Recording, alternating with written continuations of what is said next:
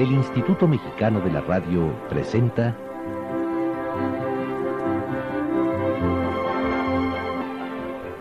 Fantasías en Carrusel.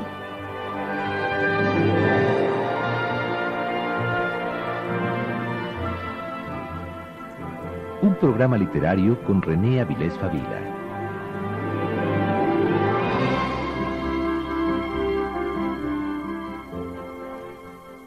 ...1915...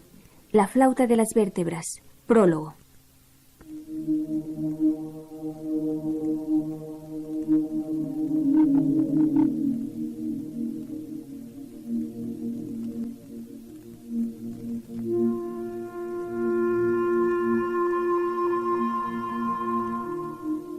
Por todas vosotras, a quienes uno ama y ama, ícono al abrigo en la gruta del alma, como copa de vino en mesa de festín, levanto mi cráneo lleno de poemas. A menudo me digo, ¿y si dirigiera la punta de una bala hacia mi propio fin?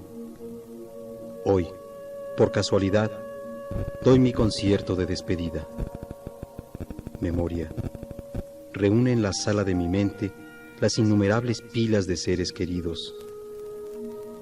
Haz que la risa se transmita de ojo en ojo, que la noche se vista de bodas pasadas. Danos la alegría de cuerpos y cuerpos, que nadie pueda olvidar esta noche. Hoy tocaré la flauta en mi propia columna vertebral.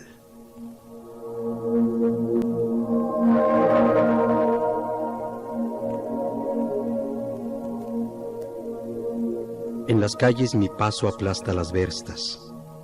¿Qué hacer con el infierno que llevamos dentro? ¿Quién, di, qué Hoffman celestial ha podido imaginarme, oh maldita? La tempestad de alegría separa las calles. La fiesta derrama dichoso tras dichoso. Yo medito. Los pensamientos, guijarros de sangre, coagulados y exhuman en mi cráneo. Yo, creador de todo lo festivo, no tengo con quién compartir este día. Pronto me desplomaré. Me romperé la cabeza contra el Nevsky de piedra. Ya está. He blasfemado. He gritado por todas partes que Dios no existe. Y de las tórridas honduras, Dios hizo brotar esa frente a la cual toda montaña se turba y estremece.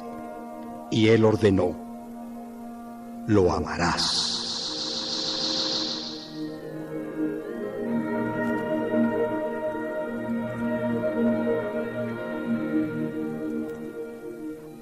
Buenas noches. Esto es Fantasías en Carrusel. Como ya es costumbre, en compañía de René Avilés Favila. Hablaremos de una importante figura de la literatura universal. Esta vez el programa gira alrededor del poeta, del provocador, del intelectual vanguardista, del revolucionario de la palabra, que es Vladimir Mayakovsky. Federico Gorbea, el antologador español de este poeta, escribe: como todo verdadero sentimental, Vladimir Mayakovsky tiene una voz. Como todo moderno, vive en conflicto con su medio. Una voz, sin embargo, trasciende el conflicto que sea, lo pone en su lugar, esto es, lo deja como tema de una psicología de la historia.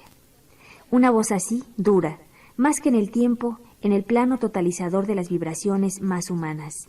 Es tono, modulación, resonancia. Mayakovsky era el talento poético, regido por la vehemencia lírica, que irrumpe y seduce, que descifra y transforma al mundo. Él dialoga con Dios y con los hombres, los reta en el duelo de los verbos y las acciones. Sus palabras son avalanchas que cubren de experiencias e imaginerías los universos sensoriales de quienes se les aproximan. Su voz era la exaltación del espíritu revolucionario, no de la burocracia rampante que había tomado por asalto aquella Unión Soviética que comenzaba a tropezarse en la noche densa del estalinismo. Antes de permitir que sus versos fueran secuestrados por los camaradas y el partido, Mayakovsky se dispara en el corazón en 1930. Su poesía sin degradaciones ha sobrevivido. Aquellos burócratas no. René, ¿cómo estás? Buenas noches. Buenas noches, Rosa Marta. Oye, René, ¿cómo describirías tú la personalidad como poeta y ser humano de Mayakovsky? Creo que Mayakovsky es un revolucionario en todo sentido, es un revolucionario políticamente hablando y lo es también literariamente. En ambos campos incide, en ambos campos combate, y de muchas maneras él es el gran precursor de una literatura puesta al servicio del pueblo, pero puesta porque así le nacía a Mayakovsky, no porque le dieran las instrucciones.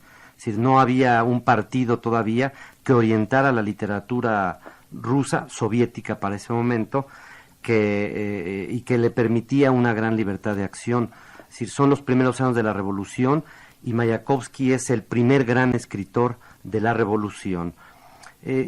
Hay un retrato que hacen de él que me parece ejemplar, que me parece, así lo imagino, un hombre turbulento, colérico, indignado por los problemas de la sociedad, indignado por los males del mundo, de un autor que es Mark Slomin, que creo que es uno de los mejores estudiosos de la literatura soviética, rusa y soviética.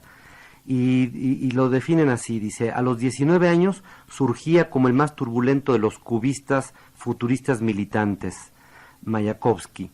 Atacó a la academia y a la vieja literatura decrépita. Pedía una revolución de las artes en nombre de la modernidad, la velocidad, el dinamismo y formas familiares directas de expresión. Estaba dispuesto a apoyar con los puños sus teorías de vanguardia. Alto y atlético, dotado violento y de una voz estentoria, le gustaba asustar al burgués. Andaba con una chaqueta amarillo brillante y leía sus poemas moviéndose en el escenario como si fuera un ring de boxeo. Le encantó una bofetada al gusto del público, como se tituló el Manifiesto Futurista de 1912. Insultaba a sus adversarios en las apariciones en público, que con frecuencia terminaban en batallas campales, e inventaba toda clase de bromas y golpes sensacionalistas.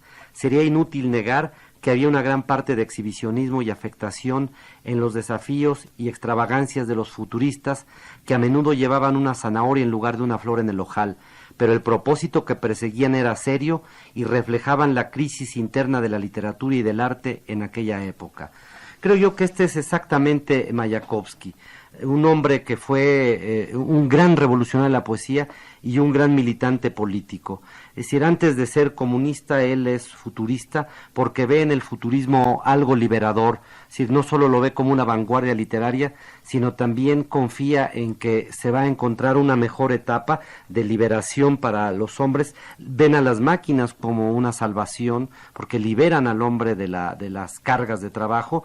Y bueno, esto nos presenta a un autor sumamente complejo, sumamente, ¿cómo diríamos?, radical en cada una de sus acciones. Fue un hombre que combatió mucho y que finalmente, en efecto, fue vencido por el sistema. La revolución, al declinar, rechazó a Mayakovsky y de pronto prefirió suicidarse antes que seguir pues qué diré yo, un tipo de literatura ya panfletaria y al servicio de causas lamentables. ¿Sí? Este era Mayakovsky, no se suicidó por cobardía, se suicidó porque realmente estaba muy insatisfecho, tenía un gran malestar del curso que había tomado la revolución, que él de muchas maneras había contribuido a hacer.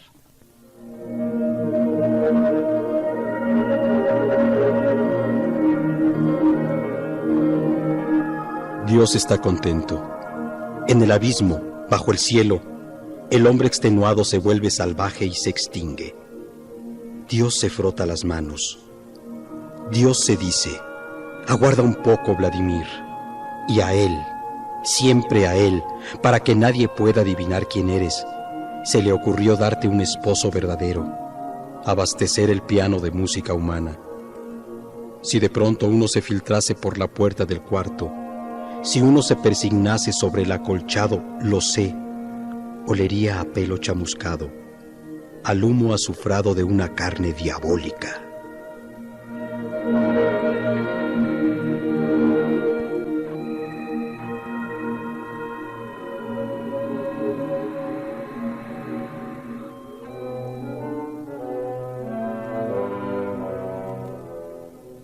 En lugar de hacer eso, me marcho hasta el alba.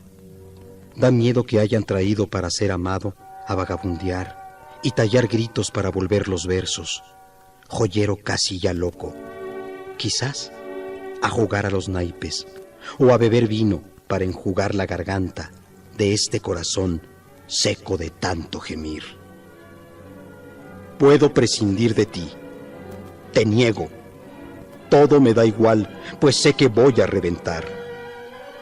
Si es verdad que existes, Señor, Señor Dios, si eres tú el que teje la alfombra estelar, si este sufrimiento todos los días en aumento eres tú, Señor, quien manda lo padezca, coge pues tu cadena de juez. Aguarda mi visita. Soy puntual. Pasaré ese día. Escucha, oh Supremo Inquisidor, apretados los labios, ni un grito brotar ha de mi boca mordida hasta sangrar.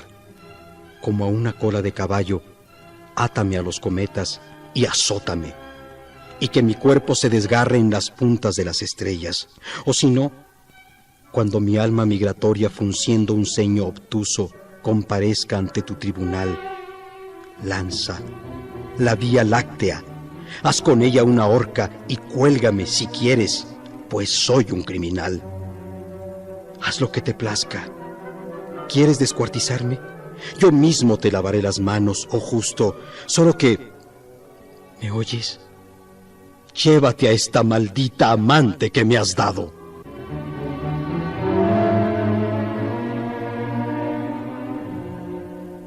En las calles, mis pasos aplastan las verstas.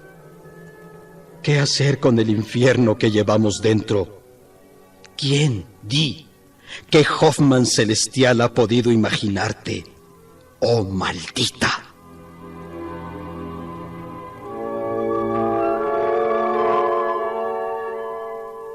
¿Cuál es el papel de Mayakovsky, René, como revolucionario en la Unión Soviética?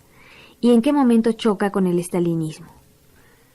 Pues el papel es esencial, es decir, Mayakovsky es un hombre que se entrega a toda causa en la que cree, y él exactamente va a seguir los dictados de su formación política, de su formación artística, su formación literaria. Con el estalinismo, bueno, choca muy pronto, porque el estalinismo gradualmente, yo no sé si gradualmente, pero a la muerte de Lenin y al triunfo de Stalin sobre Trotsky, no cabe la menor duda de que Stalin va consolidándose y va emergiendo ya no como un luchador revolucionario y democrático, ya va consolidando su posición, su postura como dictador, como el hombre que llegó a tener un poder extraordinario en el país más grande del mundo, en esa gran potencia que fue durante mucho la Unión Soviética, el país que logró derrotar a los alemanes, a la Alemania fascista, y en medio de sus primeros años de consolidación, se empieza ya a vislumbrar que Stalin tiene gustos muy atrasados en arte. No solo eso, Lenin mismo los tenía. Lenin era un hombre que le gustaba el viejo realismo, no le gustaba la misma poesía de Mayakovsky, no le gustaba, él decía que no la entendía, sin embargo, él la permitía, él la toleraba, ya Stalin no. Stalin va a tomar una idea central de Mayakovsky, que es hacer una literatura y ponerla al servicio del pueblo, pero insisto, en Mayakovsky esto es natural, sea de manera espontánea, porque el artista así lo quiere, y entonces esto es una literatura muy original, de metáforas muy frescas, muy novedosas en aquella época, mientras que ya la vieja, la estructura estalinista de poder, va a obligar a los escritores a que escriban sobre un mundo irreal, un mundo que no existe y un mundo en donde se va a engañar al pueblo soviético. Yo creo que esto es algo esencial, es algo que no acaba nunca de aceptar Mayakovsky, y entonces prefiere morir cuando él ve que la revolución que él había amado, en todos sus sentidos, en todos sus aspectos, las revoluciones son momentos de una gran creatividad, De esto no me cabe la menor duda, es decir, y en la vieja Rusia no fue la excepción. Entonces a Mayakovsky pues no le queda más que suicidarse. Es decir, ya poco antes había matado a Esenin, otro gran poeta, desde luego a Mayakovsky, pero también abrumado por el peso de esta gran dictadura que está surgiendo en la Unión Soviética, pues hace eso. El papel en esencia de Mayakovsky creo yo que es el de un gran dirigente cultural. No nos podemos explicar los primeros años de la Unión Soviética sin la presencia de Mayakovsky, sin su presencia en la literatura, en la polémica, en todas las manifestaciones artísticas. Yo creo que es un hombre esencial. Sin Mayakovsky, el arte ¿qué podríamos llamar hoy soviético? Si no habría tenido los grandes momentos que tuvo y que de alguna manera conservan un gran valor literario a pesar de la caída de los regímenes socialistas.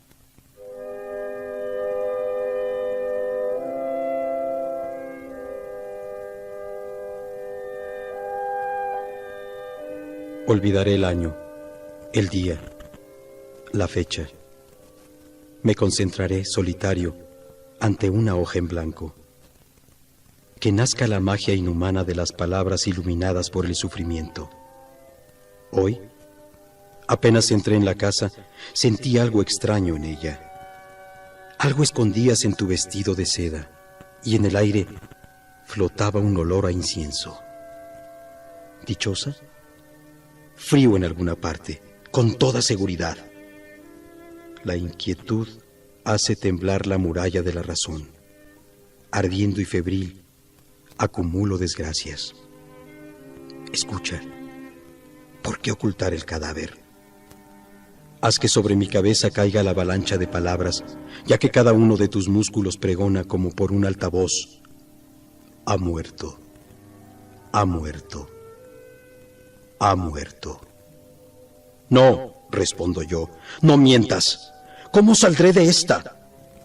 Tus ojos excavaron en tu rostro las fosas de 2 tumbas. Las fosas se hunden, no tienen fondo.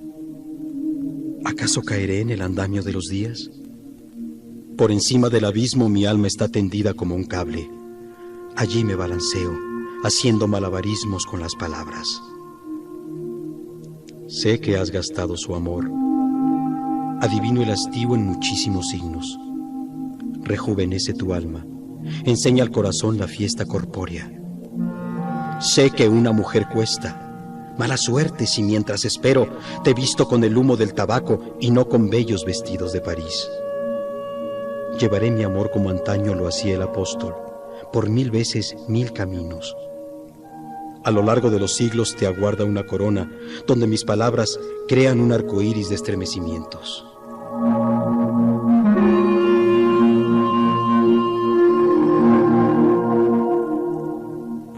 ¿Qué impresión tuvo en su momento Mayakovsky, René, cuando llega a Estados Unidos, ese enemigo fascinante? ¿Qué huella piensas que dejó aquel viaje en su poesía? Pues no hay en esa época, me imagino que ahora ya no es tan sorprendente porque los medios, la televisión, el cine nos han acercado a Estados Unidos, pero me imagino que en esa época debe ser una desconcertante sorpresa. Recordemos que autores como García Lorca, cuando llegan a Nueva York, se impresionan tanto, o se impresiona tanto García Lorca, que escribe algunos de sus mejores trabajos. Poeta de Nueva York para mí es mucho mejor que Romancero Gitano, infinitamente mejor. Y yo creo que con Mayakovsky sucede algo semejante. Es muy curioso notar que tanto Mayakovsky como García Lorca son dos grandes innovadores muy distintos. Los dos efectivamente se suscriben al comunismo y los dos tienen una gran admiración por Walt Whitman. Es decir, realmente esto llama la atención. Las reacciones que le provoca a Mayakovsky, bueno, pues son diversas. Llega a un país en una gran expansión, en un gran auge, pero también con grandes contradicciones que tal vez lo confirmen a Mayakovsky en la creencia, sobre todo en la creencia política, de que hay que cambiar al mundo. Es comunista, de que las injusticias se van a acabar Y esto, bueno, pues me parece algo muy, diría yo, muy hasta obvio, ¿no? Es decir, esta tiene que haber sido la reacción por lo que se ha podido leer después de su impresión de Estados Unidos.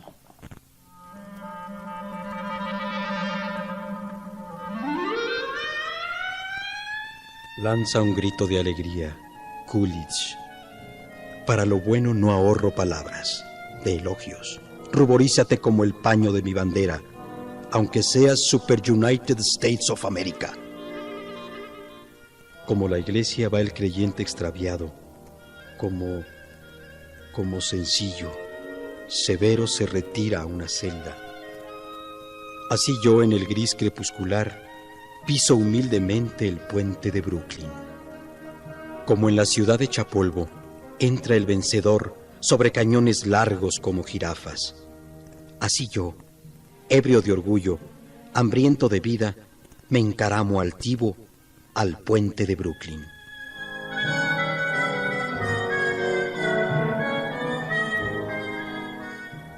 Como el pintor clava su ojo enamorado y agudo en la Virgen del Museo, así yo, de pie, bajo el cielo plagado de estrellas, miro a Nueva York desde el puente de Brooklyn. Nueva York, sofocante y pesada hasta el anochecer, ha olvidado sus penas y sus alturas, y solo el alma de las casas se ofrece en la claridad transparente de las ventanas. Solo por este suave zumbido sabes que son trenes los que pasan tintineando por allá, como si alguien colocara la vajilla en su lugar. Cuando te parece que tras un riachuelo incipiente de la fábrica, un comerciante reparte azúcar, son bajo el puente los mástiles que pasan del tamaño de un alfiler. Estoy orgulloso de ese kilómetro de acero en el que se han concretado mis sueños. La batalla de las estructuras contra los estilos, el cálculo riguroso de tuercas y del acero. Si llegase el fin del mundo, el caos pondría el planeta patas arriba y solo quedaría este puente encabritado sobre el polvo de la ruina. Y así como de huesos finos como agujas engorda en el museo los enormes lagartos fósiles, así con ese puente, el geólogo de los siglos podrá reconstruir nuestro presente.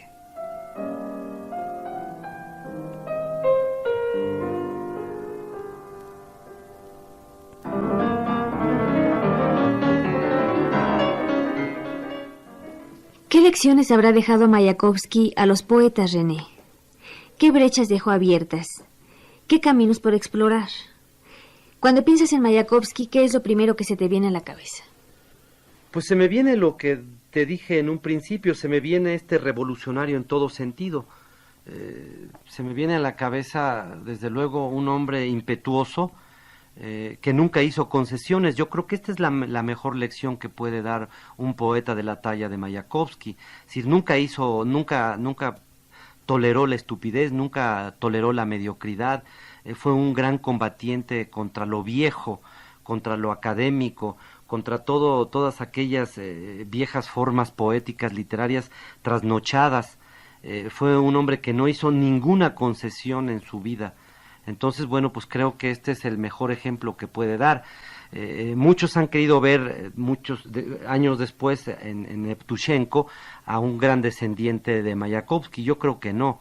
Yo creo que Evtushenko es un poeta importante, pero menor, jamás de la talla de Mayakovsky. Hemos tenido oportunidad de verlo porque he estado por lo menos 2 veces en México. Yo personalmente lo traté a Evtushenko en varias reuniones, tanto en 68 como recientemente, incluso llegué a escribir alguna nota sobre él, pero su poesía, aunque desciende en efecto de la de Mayakovsky, no tiene la grandeza ni la originalidad de la literatura de Mayakovsky. Pensemos en que las metáforas de Mayakovsky, las construcciones poéticas de Mayakovsky son verdaderamente revolucionarias, son de una gran audacia. Es Tal vez ahora, a fuerza de repetirlas, a fuerza de que malos poetas, no solo de compatriotas suyos, sino de otras partes, a fuerza de repetirlas, las han gastado. Sin embargo, yo creo que no solo el poema que hemos escuchado aquí, sino también La nube en pantalones, son poemas realmente maravillosos. Algunos le critican a Mayakovsky, entre otros Isaac Doscher, un hecho importante de que nunca logró realmente compenetrarse con la revolución. Yo creo que esta es una exageración. Yo creo que ahí sí no coincidirá con este gran marxista que fue Isaac Doscher, porque sí logró compenetrarse con la revolución. La amó mucho, y tan la amó que cuando la vio languideciendo, cuando la vio decayendo, prefirió matarse. Oye, René, gracias de veras por esta conversación. Al contrario, Rosa Marta, gracias a ti. Buenas noches. Buenas noches. Antes de despedirnos de quienes nos escuchan, daremos una pequeña bibliografía para quienes así lo deseen, puedan conocer más acerca de la obra de este espléndido poeta. De entre los trabajos de Vladimir Mayakovsky destacan La flauta de las vértebras, La guerra y el universo, Poesía y revolución y poemas, de donde tomamos los versos que escuchamos a lo largo de la emisión. Sintonícenos en el próximo de la serie para conocer a través de René Avilés Fabila una parte de la obra de Mikhail Sholokhov. Hasta entonces.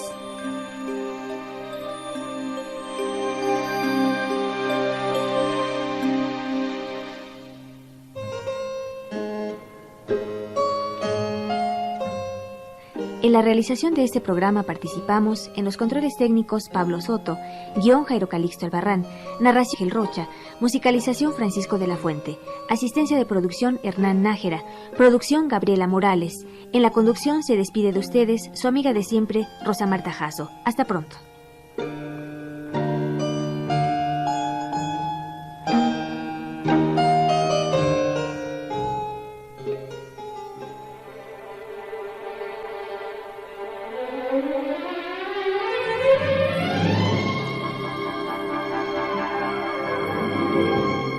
El Instituto Mexicano de la Radio presentó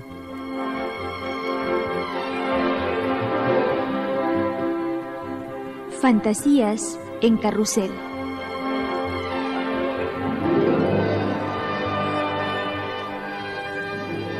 un programa literario con René Avilés Fabila.